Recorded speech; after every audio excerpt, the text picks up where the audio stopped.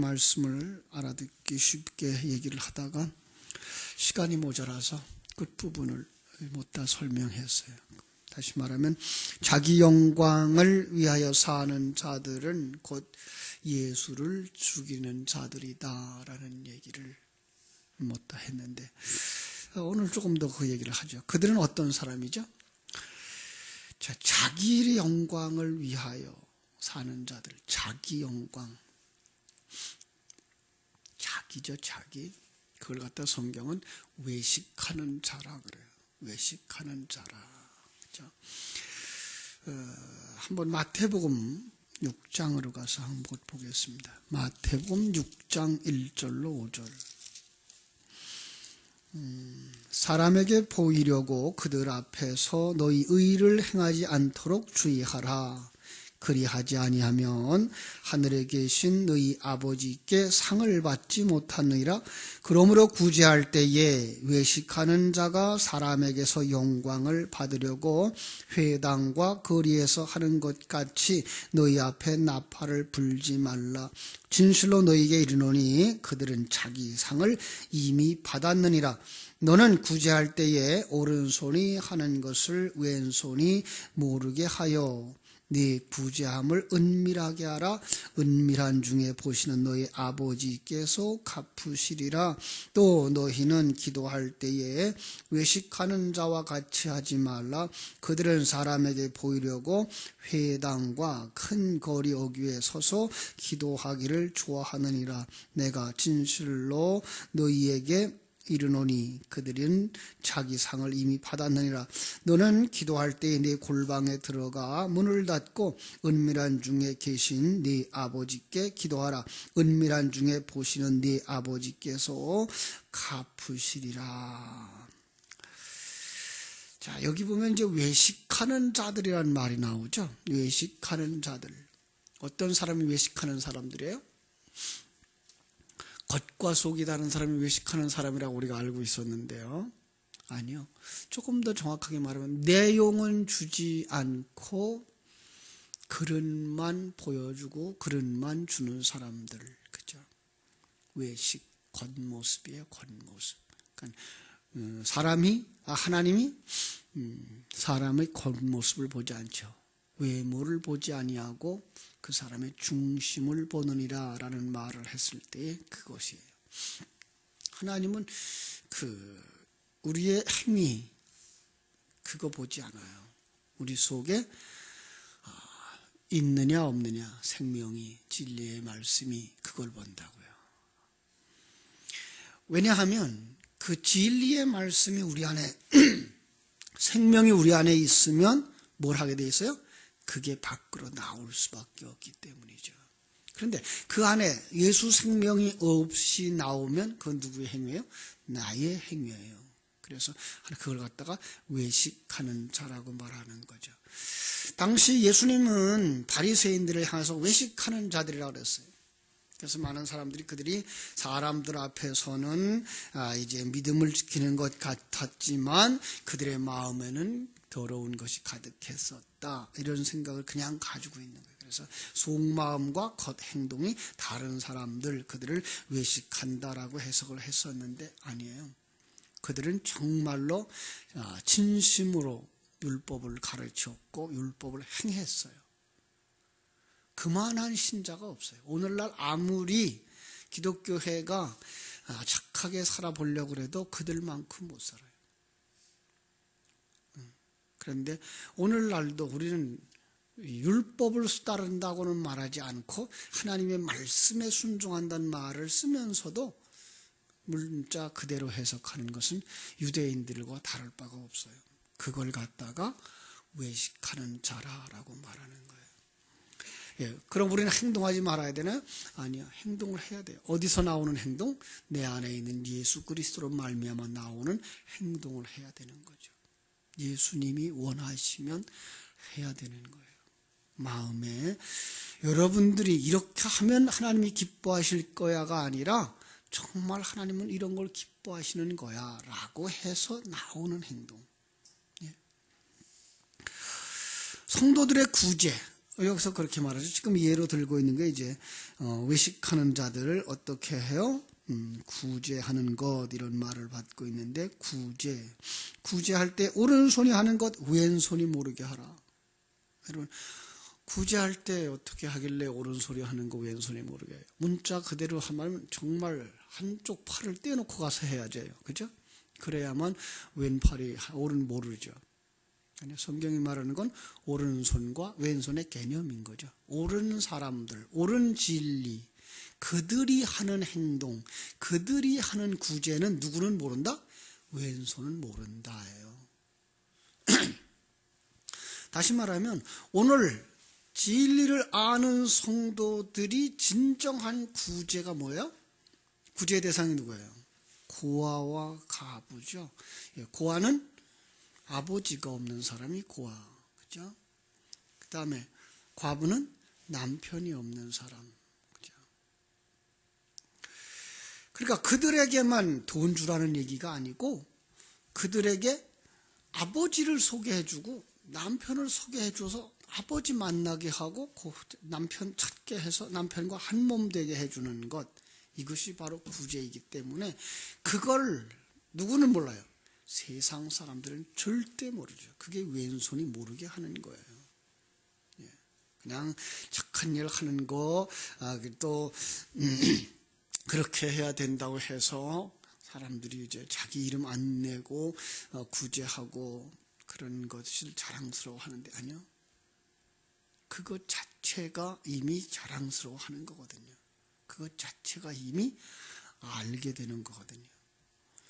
자, 기도 역시 그렇게 말씀하고 있어요. 기도할 때에도 외식하는 자와 같이 하지 말라. 그들은 사람들에게 보이려고 회당과 큰 거리 어귀에 서서 기도하기를 좋아하느니라. 자, 기도 어떻게 하길래 회당에서, 회당이 어디예요? 성전이죠.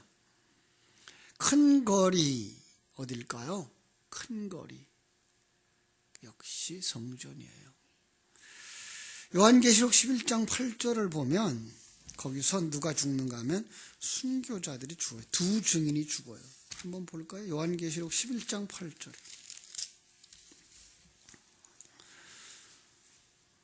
두 증인이 이제 나와요. 그래서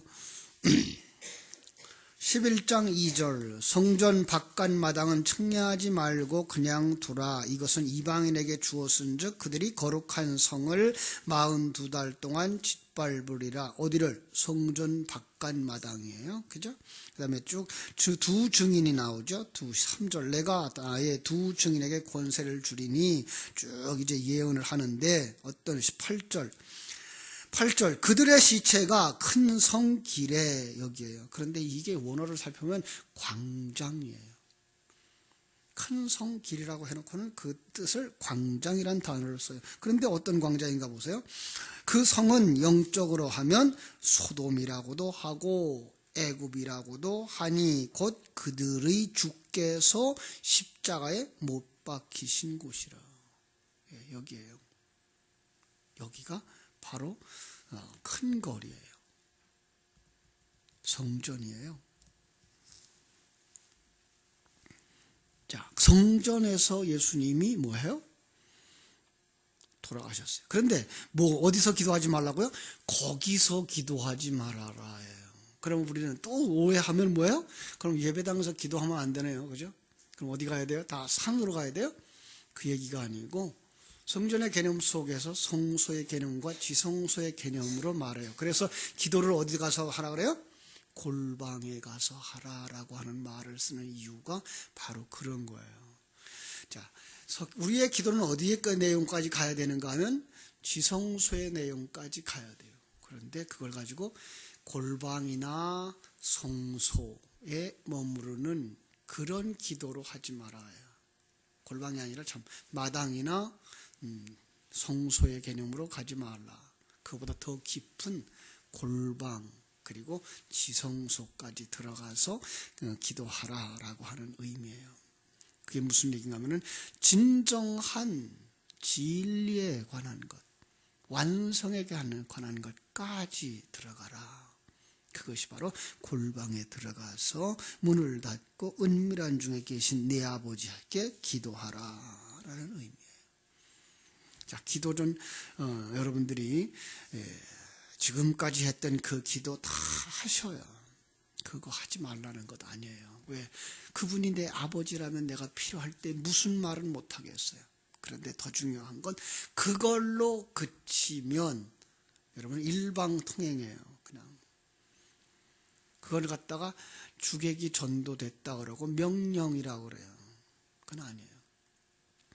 여러분이 상황을 다 얘기하고 떠나지 마시고 기도하세요. 찬송 한 장 부르면서 하나님을 생각하세요. 정말 나를 사랑하시는 그 하나님, 나를 창조하셨고 그리고 나를 지금도 섭리해 가고 계시며 나를 목적을 가지고 완성으로 향하여 달려가시는 그 하나님이 내게 가장 좋은 것 주시는 것, 이게 지금 환경인 걸 깨달아 알 수 있게 해달라는 기도예요. 여러분을 얼마나 사랑하시는 분이며 이제까지도 사랑했거니와 이후에도 사랑하실 그분이 여러분에게 지금 가장 좋은 것 주셨다는 것까지 깨달아질 때까지 앉아 계셔야 돼요. 그래야만 거기서 위로가 나오고 거기서 기쁨이 나오고 거기서 찬송이 나와요. 그게 하박국서예요. 제가 늘 하박국의 기도를 말씀하죠. 세상 속에서는 우리가 정말 짜증나고 불편하죠. 힘들어요. 근데 그거 가지고 나오시라니까요. 하박국이 그랬다니까요.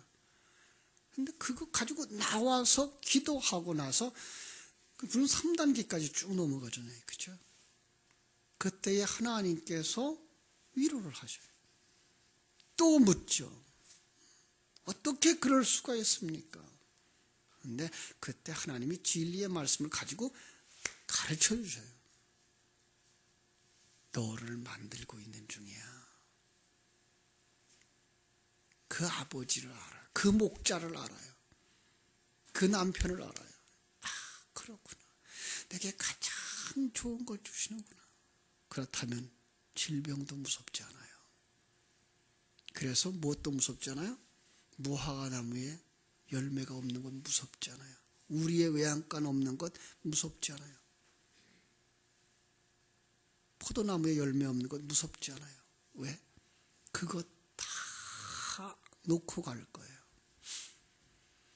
하나님이 만들어 주시는 거구나. 깨달아 할 때 그는 어떻게 해요? 찬송을 부르는 거죠. 여러분, 우리의 기도가 거기까지 가야지. 그렇죠?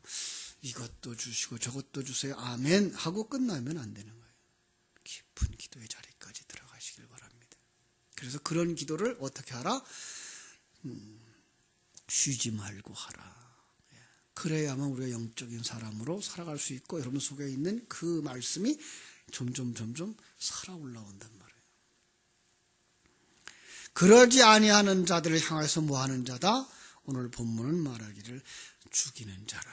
예수 죽이는 자라라고 말씀하는 거예요. 그렇죠? 자, 예수를 여러분 안에 두지 아니하고 예수의 요구를 여러분의 심령 속에 두지 아니하는 자, 그들은 예수를 죽이는 자다. 나중에 한번 찾아보세요. 로마서 10장 2절로 3절. 그들은 열심히 있으나 자기 지식으로 하는 거다 그랬고요. 빌립보서 3장 4절로 6절. 그런 세상적인 열심이 교회를 핍박하는 거다. 사도행전 26장 14절로 15절을 보니까 바울이 바로 대표적인 인물이었다. 그 얘기가 오늘 요한복음 7장 25절부터 이제 36절까지 쭉 나오는 얘기예요. 그들이 뭐 하는 자다? 예수를 죽이는 자. 그럼 우리는 내 안에 있는 새 생명, 내 안에 있는 예수 그리스도를 죽이는 자. 그렇게 하고 싶지 않은 것, 지워버리고 싶은 것, 이런 거죠. 그렇죠? 그런데 손대지 못해요. 왜요? 30절에 뭐라고 말했어요? 때가 아직 이르지 아니하였음이니라. 예수 그리스도의 시간표가 있어요. 하나님의 때가 있어요. 그럼 그들은 26절 어떻게 했어요? 그리스도인 줄 알았어요? 아니요. 그리스도인 줄 알지 못했어요. 어떤 사람들은 그들을 그리스도인가? 라고 생각하고 따랐다, 믿었다 그랬어요. 그렇죠? 31절 무리 중에 많은 사람이 예수를 믿고 말하되, 여기 믿다라는 말 제가 요한복음에서 특별히 성경 속에서 특별히 요한복음 속에서 믿다라는 말을 어떻게 쓰라고요? 두 종류로. 하나는 그가 능력을 행할 수 있는 자라고 보았다. 그릇이죠. 그 표면만 보았다. 이것도 믿었다라고 썼고, 두 번째로는 그를 구세주로 영접해 내 안에 모시고 사는 자들, 그들도 믿었다라고 쓴다 그랬죠. 그럼 이건 어떤 거였겠어요? 앞에 거죠. 표적을 이 사람만큼 많이 행할 수 있겠느냐라는 그것만 봤다는 거죠. 그 이제 겉껍질만 본 사람들이죠. 그런데 예수님 28절로 29절 그들에 대하여서 뭐라고 말해요? 너희는 나를 알지 못하는 자들이야 라는 말. 알지 못한다, 그것도 뭐예요? 그것은 가지지 못한 자, 믿지 못하는 자라는 거죠. 그렇죠? 얼마나 그들이 안다고 하는 것이 미천한 것이며 어리석은 것인 것을 보여주는 거죠. 야, 너희가 나를 안다고 세상의 가치관, 세계관을 가지고서는 나를 봐도 몰라 이러는 거죠. 그렇죠? 나는 누가 보내서 온 자야. 누가 보냈어요? 하나님이 보내서 온 자예요. 요한복음 1장을 시작하면서 사람은 두 곳에서부터 온다 그랬어요. 하나는 하나님이 보낸 곳, 보낸 자, 또 하나는 사람이 보낸 자, 이렇게 나와요. 그러니까 오늘 우리들의 소속은 누구의 아래에 있느냐예요. 하나님 아래에 있으면 우리는 누구한테 보냄을 받은 자? 하나님으로부터 보냄을 받은 자. 세상에 속해 있으면 세상으로 당국자에게서 보냄을 받은 자, 이런 그림이에요. 여러분은 누구에게 속한 자인지 스스로 살펴보시기를 바랍니다. 자, 그러니까 그들은 누구를 죽이고 싶어요? 예수를 죽이고 싶은 거죠. 예수를 지워버리고 싶은 거죠. 여러분은 안 그래요? 여러분 속에서 진리가 뭐라고 말해요? 죽어라, 십자가 지거라, 져라. 그러니까 지워버리고 싶죠. 그죠? 그 메시지를. 그래서 내가 살고 싶고, 그래도 내가, 이런 생각이 나죠. 그래도 내가. 죽은 척 하지 마시고 그냥 죽으세요. 근데 우리는 참 안 죽어요. 언제까지 가요? 그게 세상 떠날 때까지 간다니까요. 그런데 심지어는 그 소리고 듣고 싶지 않아요. 그 설교 듣고 싶지 않은 자리까지 가요. 예. 그런데 하나님이 그 자리를 떠나지 못하게 만들어요. 그게 하나님의 보호하심이에요. 그게 하나님의 보호하심이죠. 32절 그들이 사람까지 보내서 잡으려고 덤벼들어요. 그렇죠? 그런데 33절, 34절 난 그걸로 완성되는 거예요. 너희들이 죽이면 난 그걸로 완성되는 거예요. 참 예수님은 편안하셔요. 그죠? 마음이. 33절 예수께서 이르시되 내가 너희와 함께 조금 더 있다가 나를 보내신 이에게로 돌아갈 거야. 너희가 나를 찾아도 만나지 못할 거고 나 있는 곳에 오지도 못할 거야. 자, 아주 대단한 말씀을 하세요. 죽음을 예언한 거죠. 그런데 그들은 못 알아듣죠. 왜요?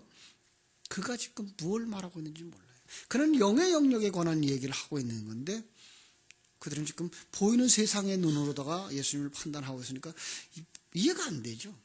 어디로 가려고 그래? 뭐 헬라로 가려고 그러나? 헬라인들을 찾아가려고 그러나? 이런 생각을 하고 있는 거죠. 35절로 36절 그들은 어떤 사람들이에요? 이에 유대인들이 서로 묻되 이 사람이 어디로 가기에 우리가 그를 만나지 못하리요? 헬라인 중에 흩어져 사는 자들에게로 가서 헬라인을 가르칠 터인가? 나를 찾아도 만나지 못할 터이요 나 있는 곳에 오지도 못하리라 한 말이 무슨 말이냐 하니라. 자기 영광을 위하여 사는 자, 하나님과 전혀 연결이 안 돼요. 예수님은 뭐라 그래요? 그때에 나는 네가 누군지 몰라. 마태복음 7장이죠. 마지막 때에 그들은 어떤 큰 일을 했다고 일을 가지고 나오고 자기의 업적을 가지고 나오는데 하나님은 나는 네가 누군지 몰라. 왜요? 그들은 하나님을 죽인 자들이에요. 자, 우리가 그런 자들이었다고요. 우리가. 그런데 예수님이 그 하나님이 자기의 진리의 영이 우리 속에 어떻게 일하시는지 보여주는 그림이 이제 37절부터 나오는 거예요. 37절부터 보죠.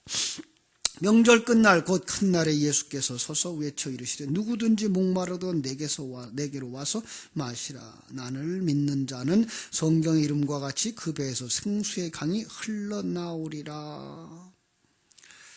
알아들었는다, 못 알아듣는다? 못 알아들어요. 그래서 어떻게 돼요? 하나님이 그들 속으로 들어오셔야 되는 거예요. 예, 이것이 바로 예수님의 입성, 그죠?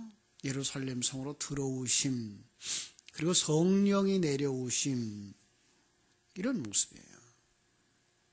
그래야만 우리 속에서 뭐가 나요? 생수가 나온다니까요.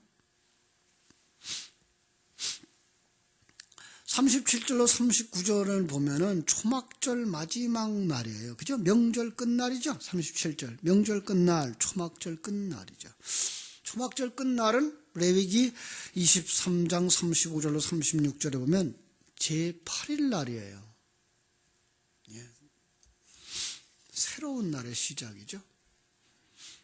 7장을 시작하면서 유대인들의 그 외식하는 모습을 이렇게 얘기를 했어요. 초막절에 그들에게 성전의 제단에다가 물을 갖다 붓는 의식, 그리고 이제 그 횃불, 촛대를 높이 세우는 의식, 그 물을 부을 때 그들은 이제 실로암에 내려가서 금그릇으로다가, 뭐 어떤 사람은 금주전자라 그러는데 금그릇이라고만 알고 계시면 돼요.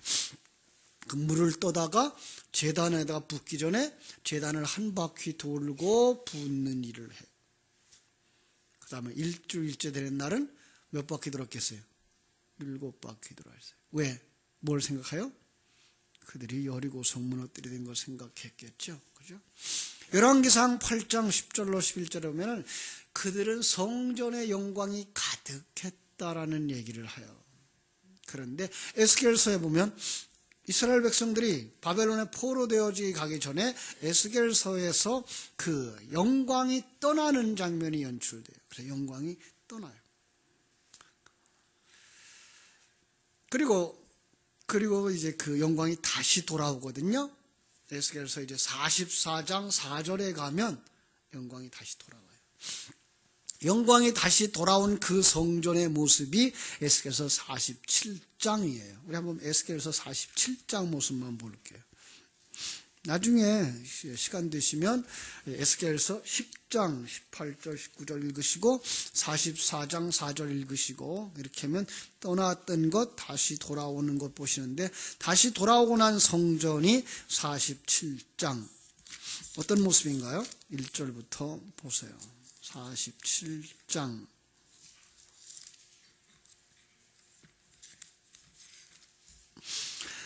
그가 나를 데리고 성전 문에 이르리시니 성전의 앞면이 동쪽으로 향하였는데, 그래서 이제 그 떠났던 영광이 동쪽에서부터 와요. 성전 문 앞에 동쪽으로 향하는데 그 문지방 밑에서 물이 나와 동쪽으로 흐르다가 성전 오른쪽 제단 남쪽으로 흘러내리더라.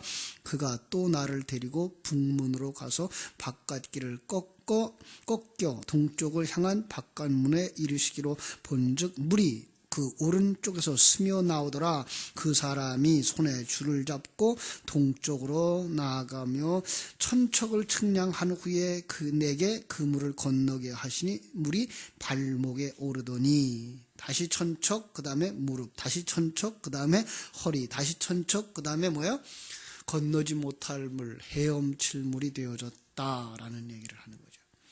우리는 그냥 이걸 물로다만 보시면 참 해석이 어려워요. 그래서 이 사람들이 그 물을 갖다가 부으면서 성전에서 물이 있기를 원했던 거죠. 그게 바로 그 학개가 시작하고 스룹바벨이 완성한 스룹바벨 성전이 완성된 후에 거기에 영광이 없었거든요. 학개서 2장 3절에 보면 예전 영광과 같지 않았다 그랬어요. 그러자 그때부터 그들은 뭐 했어요? 이 영광이 회복되어지기를, 솔로몬 시대의 영화, 다윗 왕국의 영화가 회복되어지기를 소원하면서 물을 갖다 부었던 거예요. 여러분, 물이 뭘까요? 우리는 알죠, 그죠? 예수님이 뭐라 그러세요? 네, 내가 곧 물이야 그러잖아요, 그죠? 그래서 목마르거든 내게로 와서 마시라. 요한복음 7장입니다. 그죠? 그런데 39절에서 더 잘 말 가르쳐 줬죠. 7장 39절. 이는 그를 믿는 자들이 받을 성령을 가리켜 말씀하신 것이라. 예. 그럼 물은 뭐예요? 성령이에요. 자, 잘 보세요. 나중에 창세기 2장 10절을 보시면 창세기 2장 10절은 동산에서 뭐가 나와요? 물이 흐르다가 그 동산 밖으로 나오면서 물이 네 갈래로 갈라져서 네 강이 흘러요. 그런데 그 네 강의 이름을 잘 살펴보시면 그게 성령이에요. 그래서 그 물이 그냥 흐르는 물이 아니고 그 성령이고요. 그 물이 어디서 또 완성되는가 하면 요한계시록 22장 1절로 2절을 보면은요. 우리 한번 볼게요. 요한계시록 마지막이니까요. 요한계시록 22장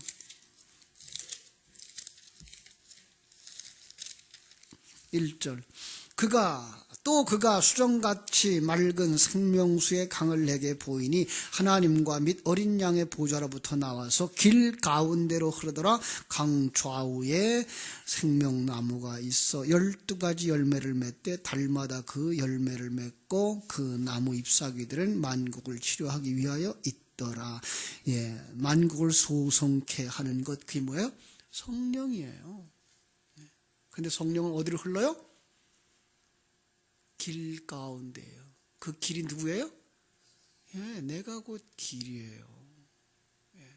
그래서 예수님과 함께 하셔서 일하시는 성령의 역사를 말하는 거예요. 그죠? 예수님 그래서 오늘도 말씀하시는 거죠. 내가 생수다. 목마르냐? 나를 마셔라. 며칠 날? 제8일 날. 그 제8일 날 뭐예요? 이미 부활하신 그리스도의 영으로 오신 그분을 마실 수 있는 거예요. 육체로 있는 예수를 먹을 수 있어요? 없어요? 못 먹어요. 그건 먹어봐야 뭐예요? 율법이에요. 예. 그래서 제8일에 말씀하시는 거예요. 나를 마셔라. 예. 새 창조의 수, 이게 8이에요. 새날의 수 8일이에요. 부활의 수 8이에요. 그래서 부활하신 예수 그리스도를 우리가 받아들일 수 있는 거죠. 그들은 복 있는 자들이에요. 그래서 의에 줄이고 목마른 자고, 목마른 사슴이 시냇물 찾듯이 갈급할 수 있는 건 바로 이 생수를 찾는 거예요. 이 진리의 말씀을 찾는 거예요. 그죠? 여러분들이처럼 진리와 생명의 말씀에 목마른 자들.